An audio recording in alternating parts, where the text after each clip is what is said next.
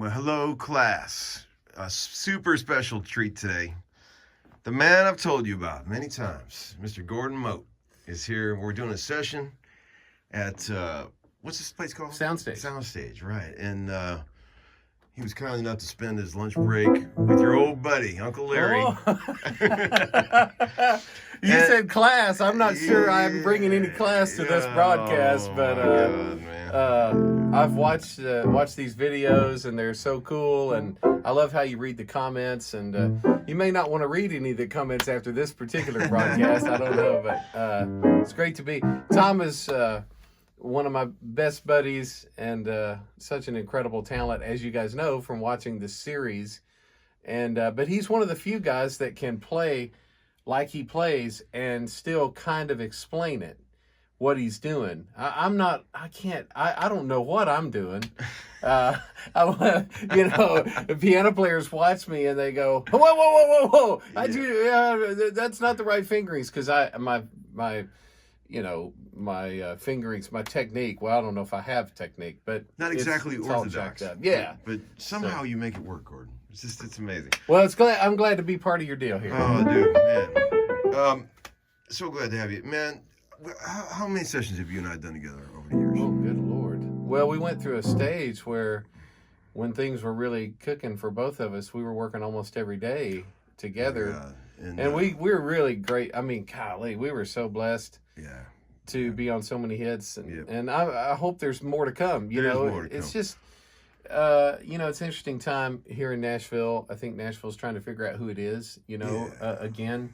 Yeah. But man, if it all ended today, I would have nothing to complain about. Exactly. And one of the greatest things about being a session player is the hang. Yep. We get to play on really cool music, and some of the music we love, some of it maybe is not our favorite, but we appreciate the art of it. Right. But the thing that I appreciate even more is getting to play in a room with guys, and we're doing it at the same time. Yeah. And this is still one of the only, one of the last cities that's happening. Gordon, you are hands down, one of the most gifted musicians I have ever been around in my entire life. I mean, the things you do on a daily basis just absolutely fucking blow my mind. I mean, I'm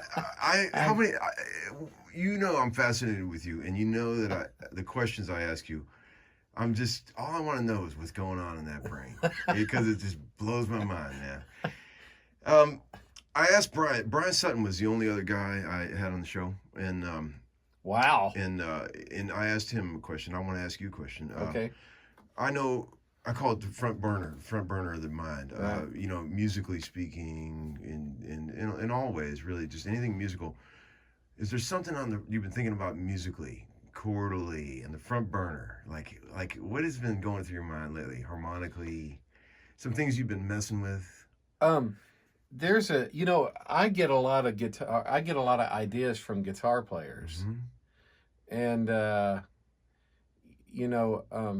I just love I love to listen to guitar players that really have great harmonic sense. I mean, some of my favorite stuff that I listen to, I mean, I'm a guy who will listen to anything from bluegrass to really crazy jazz, to the great vocalist Frank Sinatra, Billie Holiday, Bing Crosby, those great arrangements, those Nelson Riddle arrangements. Right.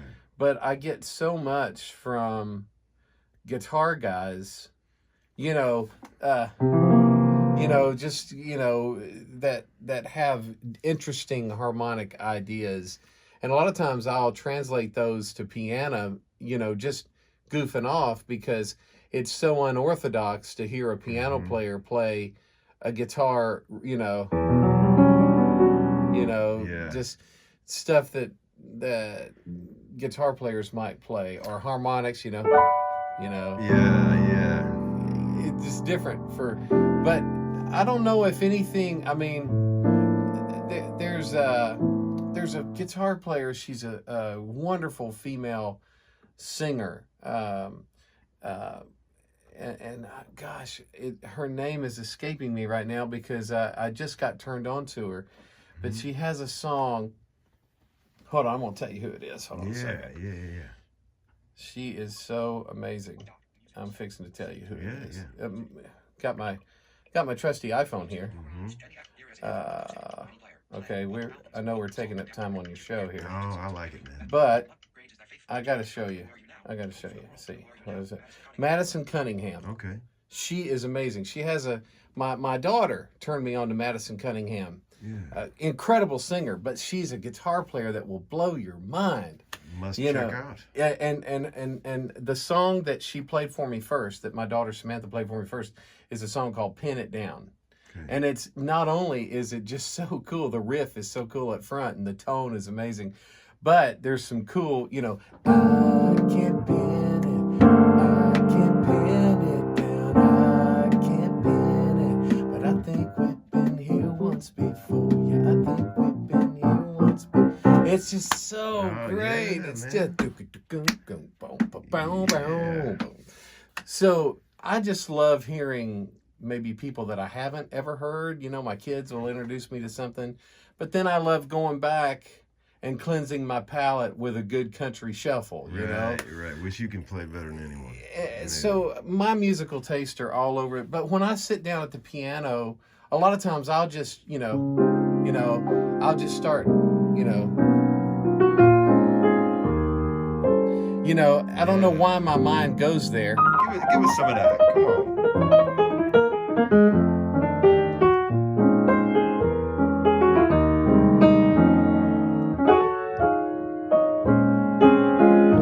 And it's interesting.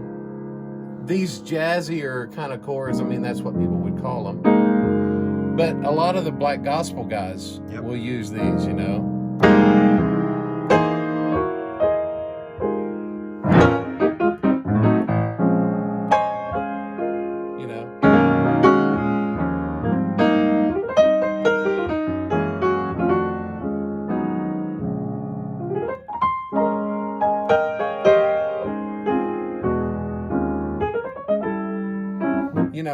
Now, class, listen to me.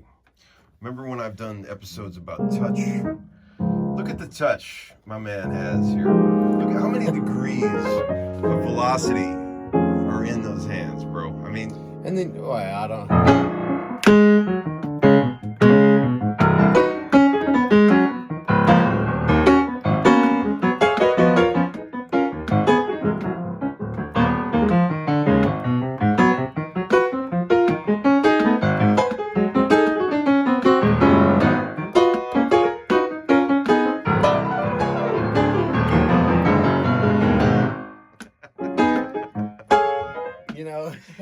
That's some bad shit, bro.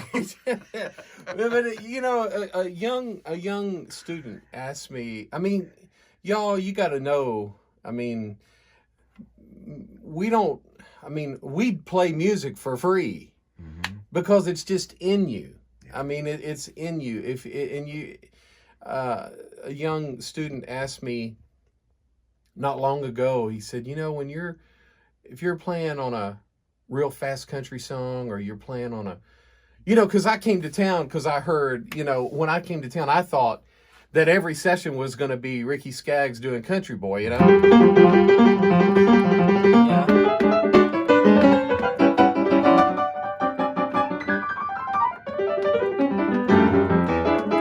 I thought everything had to be that fast. And so I tried to learn how to play that fast.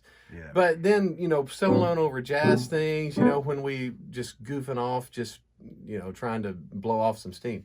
Yeah. This young man asked me, he said, man, when you're doing all that stuff, are you thinking in modes? Are you thinking, like, where do you get all the knowledge? Like, how are you thinking about a solo? Mm-hmm.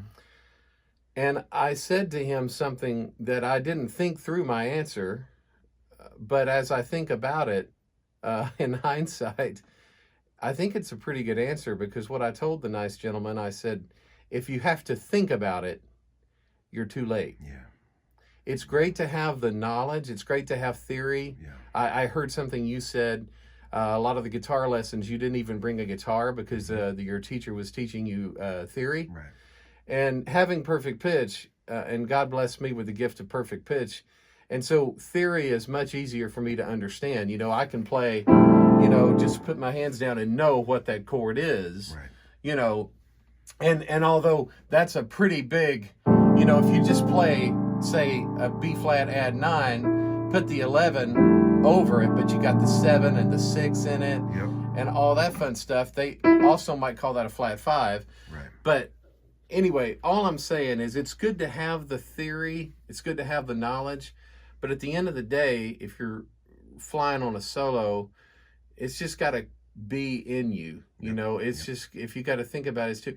And then there are so many guys, while theory is a good thing to have, there's so many guys that couldn't tell you a bit about what they're playing, but it just feels good. Right. It's just soul, and it's all over them. It's just, I mean, you've been playing since you were just a little baby. I was 3 years old the very first time I sat down at a piano. So I have, you know, and my gift is not something that, I understand that it's not normal, but it's not normal because it's a God-given gift. I understand that. God doesn't make mistakes, even though my technique is so messed up. I understand that my gift is certainly God-given, and I understand that with that comes a great responsibility for me to do my very best when I'm playing to give all the credit to him, because, you know, I'm trying to improve upon what he's given me, and I'm trying to do the very best with what I've been given. But at the end of the day, none of us are able to do anything at all except what God allows us to do and what he's given us the gift to do. And it may be playing an instrument, it may be singing, it may be, you know, driving a truck, you know, whatever. We all have a gift. And some of us, this is getting off the subject just a little, but some of us could have maybe an excuse we could make for not doing everything that we've been put here to do. Mine maybe is a little bit more noticeable than others, me being blind. Yeah. But everybody has something that they could use to say, oh man, I couldn't do that. I'm blah, blah, blah. Yeah. But man, instead of focusing on what we're not, what we don't have, you know, if we could just focus on what we do have, imagine all the stuff we could do. So I guess all Tom and I are trying to say is, don't let your fear of learning something new hold you back from being all the musician you can be, or being all the whatever it is you've been put on this earth to do. I hear so many people say, man, I just don't have any talent. Well, that's not true. Everybody has a gift. Some are just, we're all different. But man, if we were all the same, life would be pretty boring. Gordon, let me just tell you, as a guy coming up playing sessions, you know, I'm a little more secure these days than I used to. But when I first started working with you, I've never been so intimidated by somebody, because your ear, nothing gets by you. It's absolutely astonishing. I mean, tuning, you are a piano tuner's worst nightmare. Like, let's just show me about this piano. Find any weak spots. Yeah, that's that out. A flat is. And this is just tuned today, right? Yeah, it was and tuned today. That B flat's out. That's out. That's really out. Yeah, I can't even hear that. And that's not in tune with itself. But we're having a real weird weather time, right? Because you know, but it still works. You know, if you're, you know, it sounds vintage. Yeah. It's too bad we're not doing anything like that today. Some Pig stuff, man. Tell me about Pig. Was he a big influence on you? Oh Pig man, Rollins? he flew my flag really high. A huge influence on me. I mean, I grew up listening to everybody else.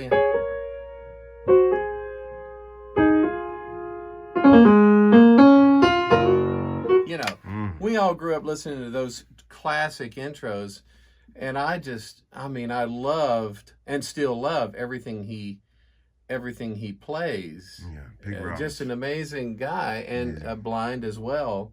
And I guess the two of us maybe are the most known session players, although other blind people have certainly played in the studios. And of course, you know, in country music, Ronnie Millsap certainly has made a name for himself, and is an amazing musician and has big old ears too. Oh yeah, man. And but Yes, Pig, and Pig flew my flag really high at the beginning when I first came up. He told everybody about me. Soulful cat, right? So amazing, just an amazing guy just to have a conversation with, and so sweet. Yeah, I just looked him up this morning on Wikipedia. I was reading about him, man. He's played on some shit. Oh, he's done it all, you know, and still alive, still kicking it. Yeah, still kicking. I remember a funny little story about whenever it was 5-6 years ago, when he was nominated into the Country Music Hall of Fame, not just the Musicians Hall of Fame, but the Country Music Hall of Fame. Mm-hmm.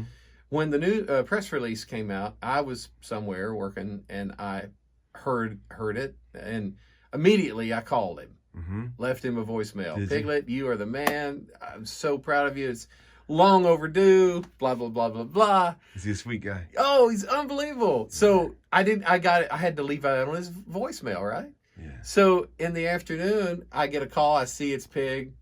I answer and I say, Piglet, and he goes, ah. And I said, what are you doing, buddy? And he said, I was doing a session.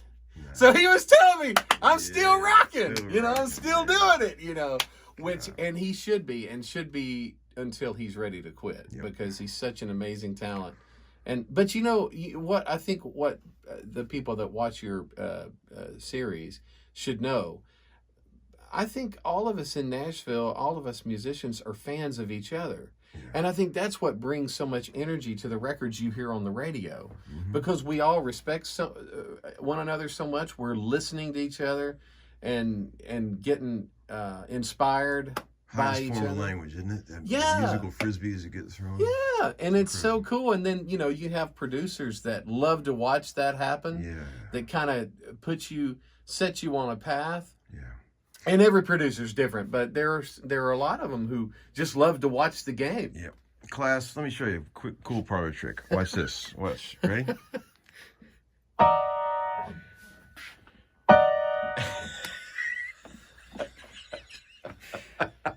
How do you do that? It's a little game we play. How do you do that? When he gets bored, he comes in and goes. Yeah, I'll just give them all 10 notes. You're amazing. Hey, I want to show these guys one more thing. Just play some of that amazing stuff. I want to show them how you're. Look at the way his hands are. The touch. What kind of? Just go off.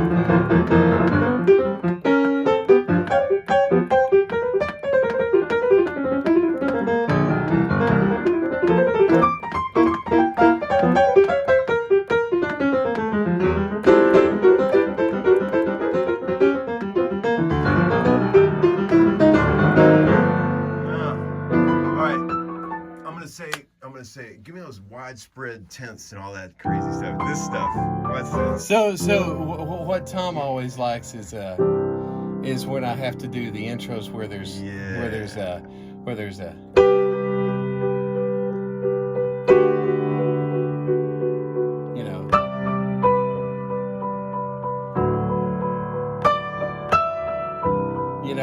have to do my own delays. That's so good, man. That's so good.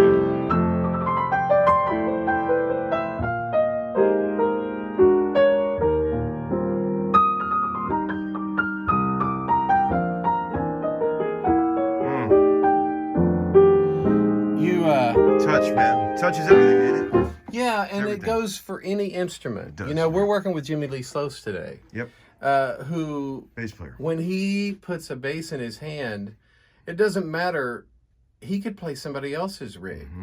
Yep. But it sounds like Jimmy Lee Sloas. Yeah, that's right. You talk about bass players. You talk about guys like Glenn Worth, and you talk about guys like Mark Hill and Michael Rhodes, and you talk about, Tony Lucido's in the A room here today. Yeah.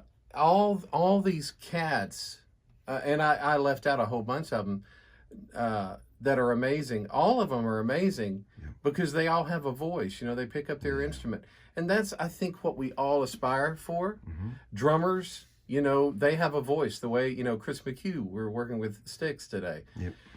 When he hits that snare drum, there's no question who that is, and it's not just the tuning of the kit. It's the way that drummers, you know, fill out of bar 4, you know, of a chorus, if filling into the second half of a chorus, or where they put the crash, or all those things, pocket, tones, tuning of a kit. You really hear it with electric guys because it's all in the hands. I mean, doesn't matter. Tom could pick up anybody's guitar and it would sound like Book because of his hands. It's all in the hands. And it's so true. I could play whatever piano, but fortunately or unfortunately, it's going to sound like me. Right. You know, acoustic players, same. Steel players. So I think the lesson in that is figure out who you are and don't be ashamed of it. Don't run from it. Use what the good Lord has given you. Certainly improve on it. Listen to... People ask me a lot, and I'm sure they ask you this too, Tom. How do I learn different styles of music? How do I get to where I can sit down and feel comfortable playing any style of music? And really, I don't know that there's a quick answer to that, but what has worked for me since I was a very small child is just listening to every type of music there is. Even if it's not your cup of tea, if it's not something you'd go buy, study it, listen to it. You don't ever know when you're going to be called on to do it. Dissect it. Music, dissecting it, listening to it, checking not just what your instrument is doing, but what everybody else is doing. I think that's the key to us making a living, in that this landscape of the music business is always changing. And as a piano player, having to be more of a synth guy these days, while I love sitting at a B3 or a Wurlitzer or Rhodes, a piano certainly, I've had to kind of become more of a pad guy and a synth guy because the landscape is changing. Don't be afraid to change. Be who you are on whatever instrument you're playing and whatever style you happen to be playing that day. But don't be afraid to be you. Do whatever it calls for, but bring part of you to it, because that's what makes music the universal language. I'm getting tired of holding this camera up. Now, but I want to ask you one more question. All right, don't go yet. Thank you for doing this. Oh, dude, it's such a pleasure. I've had lots of talk in our little episodes about something that is very important to me: phrasing. When I say phrasing to you, what does that mean to you? Well, as a singer, because I sing too. Great singer, by the way. You're too kind. I want to play my instrument as if, you know, and we're accompanying singers all the time, but being so drawn in by a singer who's a great phraser, whether they sing on the backside or whether they kind of, you know, Willie Nelson's made a living singing on the front side, you know, but there's something so charming about what he brings.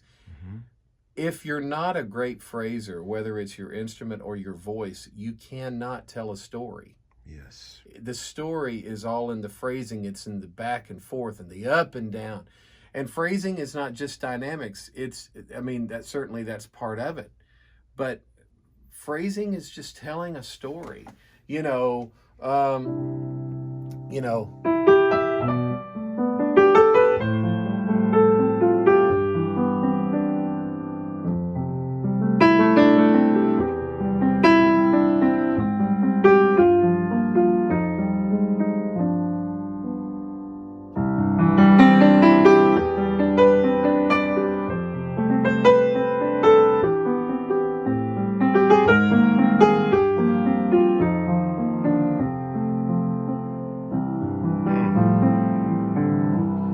And you can just sit here and make up all kinds of stuff. You can. But you got to play as if you're singing. Up and down, back and forth, wherever you want to sing in the beat. But make it tell a story. You know, breathing is such a part of it. Even you said the word breathe. That's such a great thing, because But if I'm listening to a singer, I want them to sing to me as if they were talking to me, because music is conversation. Yeah. And it's not just talking, it's listening. It's listening to the space that's in between what you're playing. Yes. Tom has said it before, so many people have said it so many times, it's what you don't play that's the magic. Dan Dugmore, listen to Dan Dugmore play a chorus. I'm not kidding. Listen to Chris McHugh play a chorus groove. Yeah, that's phrasing, man. That is the listen to a guy like Jacob Lowry or play. He's a bass player. Listen to the way he gets from a verse to a chorus. He's one of the best at bridging the gap, but making the phrase. And we're going to listen differently than maybe some of the people watching you. And maybe some of you are like, wow, that's so deep. Maybe sometimes you don't know why you like something. That's what I But that's why you like it. That's why you like it, right? Because we're the ones that are the kind of the mad scientists that want to pull on your heartstrings, and we know how to do that. But sometimes things are just accidental. We might stumble onto something that makes us go, whoa, what just happened? I mean, that happened yesterday. Tom played a thing, and I was like, whoa, don't lose that. And a lot of times, and I know this happened the last time I worked with Dan Huff. We were doing a Lady Antebellum thing, and Dan was like, oh, okay, what you just played, that's the thing. And I was like, dude, I don't have a clue what I just played. Right. But fortunately, he was recording, and that happens to me a lot because I'm not thinking about it. You're flowing, bro. And that's what we all need to learn to do more, Yeah. is just not think about it. Just let it drip off of you. It's good to have the knowledge. Yep. But, man, at the end of the day, man, it's all about it can't be forced. Right. Then it's not a conversation. Right. But when it's natural, man, there ain't nothing like music. Dude, you do it better than anyone. I love you so much. Well, you know how I feel about you, and I love your sweet wife, Sarah. And I don't know if the people watching you know how talented she is, but one of the great writers and singers. And so we are all so fortunate to be around people who make us better every day. That's right. And, man, I don't want to quit learning. I want to keep on learning. And I'm glad you guys are watching Tom's program, and keep doing it, man. I want to thank you for teaching me so much about music as we've done these sessions over the years, man. Jeez, well, I don't know what I could possibly teach you, but I'm just trying to learn. And man, we're so blessed to be able to do this for a living. And it may not be like it used to be, but we're going to try and make it that way again, man. That's what we're striving to. Just make great music, whatever the landscape is. Class, take a look. One of a kind right there. All right. I love you guys. Thanks for watching the show. Thank you, Gordon. Thank you, Tom. All right, man. See you, man. See you, buddy.